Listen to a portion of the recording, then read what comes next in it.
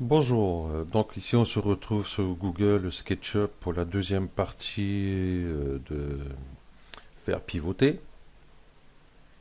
Donc nous avons vu par rapport à un volume ou une surface. Donc on va voir ce qu'on peut faire d'autre avec, enfin ce qu'on peut faire. Oui, enfin ce qu'on peut faire avec cet outil. Donc ben déjà je vais prendre ici le polygone. Je vais mettre ici comme ceci. Steve, je vais l'enlever. Voilà, j'avais pas besoin. Je vais créer un volume comme ceci. Voilà. Je vais prendre l'outil faire pivoter ici. Je vais me mettre au centre. Ici. Je clique, je lâche mon clic, je vais sur l'extrémité ici. Je clique et je peux faire ici une rotation sur cette pièce. Pour avoir à peu près ceci. Bon, à vrai dire, je n'aime pas tellement enfin, j'aime pas tellement ce genre de truc, parce que là, si on voit, encore ici, j'ai pas trop abusé, mais si on abuse de trop, ça creuse ici. C'est ce qu'on va faire d'ailleurs. On va faire CTRL Z. Je vais sélectionner ma face ici. Voilà. Je vais essayer de prendre le centre.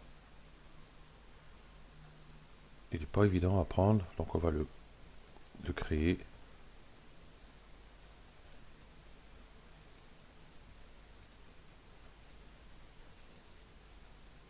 Ouais, c'est rare, il y a ce qu'il faut là.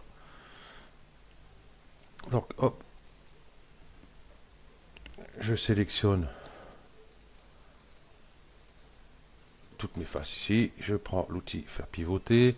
Je vais bien mettre ici au centre. Et je vais prendre une extrémité et je le tourne comme ceci. Voilà. Donc ici maintenant, si on regarde bien, vous voyez, ça creuse ici, c'est pas fameux. Enfin, après, tout dépend ce qu'on veut faire avec. Voilà.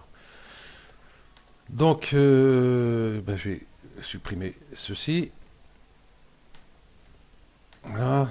Je vais créer, par exemple, un cylindre. Un petit cylindre. Tout petit, petit, mignon. Hop, ici. Voilà. Donc nous avons vu que nous pouvons faire pivoter des volumes ou des surfaces sur son angle, enfin sur un de ses angles ou son milieu. Donc là on va voir,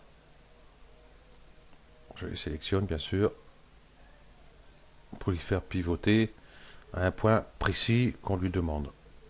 Par exemple je le veux qui pivote à partir de ce point-là, je clique, vous voyez, et puis hop, je vais prendre l'extrémité de mon objet, je clique dessus, et je peux faire pivoter à partir de ce point là. Voilà.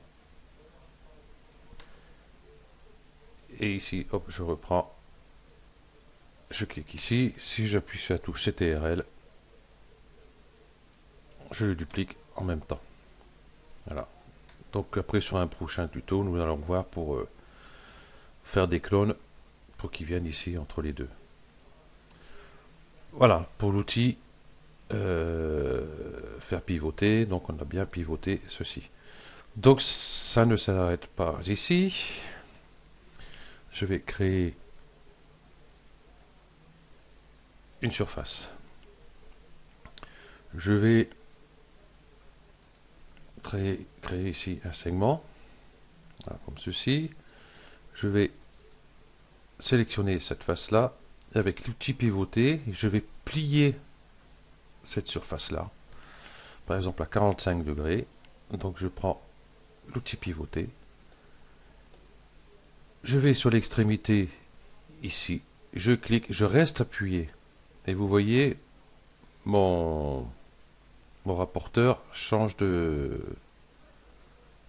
de couleur par rapport à la face où il est. Donc et là, il n'est pas sur une face, il est sur un angle.